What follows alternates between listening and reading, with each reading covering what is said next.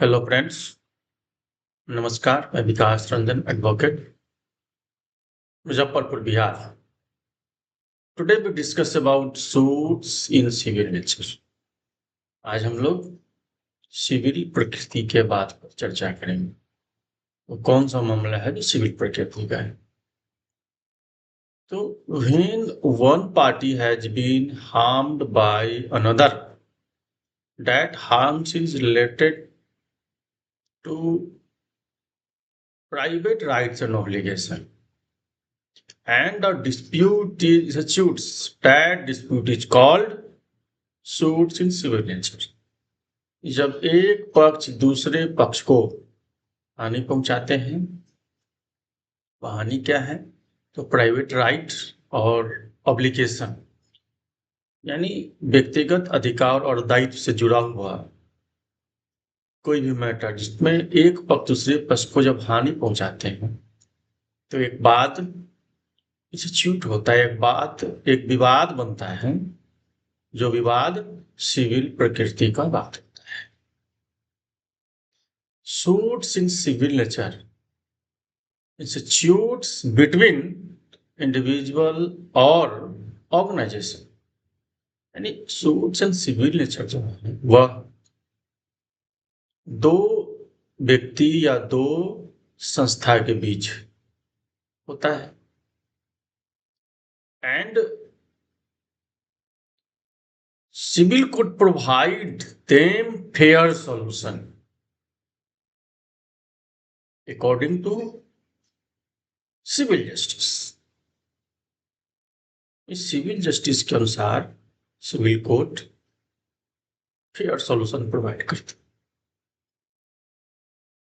We can say in other words, a suit in civil nature refers to a legal dispute concern private right and obligation such as those related to property, contracts and torts।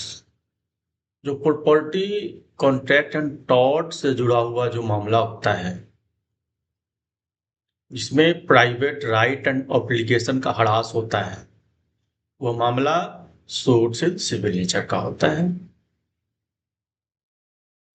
A fundamental principle of law, UB jus EB Adam Reminium, where there is right, there is duties.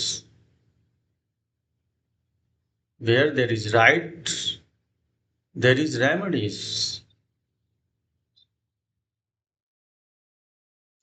जहां अधिकार है वहां उपचार है, जहां क्षति है वहां उपचार है। यह एक लॉ का फंडामेंटल प्रिंसिपल है, which is related to Section 9 Civil Procedure Code 1908. Civil court have plenary power to provide fair solution of individual or organization। Civil court के पास क्षतिपूर्ति का पावर है। जो दो व्यक्ति या दो संस्था के बीच जो विवाद होता है, उसका फेयर सॉल्यूशन प्रोवाइड करता है।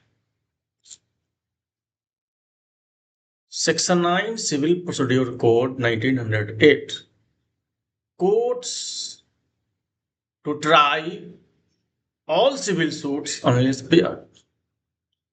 कुछ मामला जो वर्जित है छोड़कर कोर्ट सभी मामला को देखने का अधिकार है। यानी court shall have jurisdiction to try all suits of civil nature,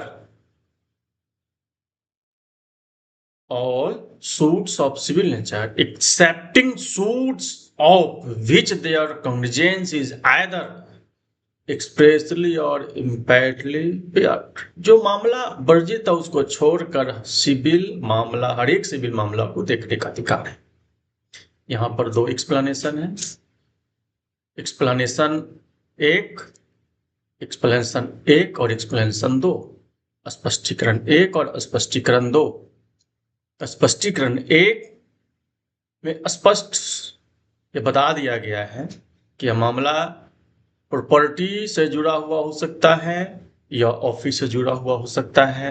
जो भी मामला है वो सिविल प्रकृति का मामला है और civil court have right to provide fair solution the dispute which is related to suits in civil nature. यानी सिविल कोर्ट्स को पावर है, वो फेयर सॉल्यूशन प्रोवाइड करता है जो बात सिविल प्रकृति का हो। आज के वीडियो में इतना ही। नमस्कार, धन्यवाद।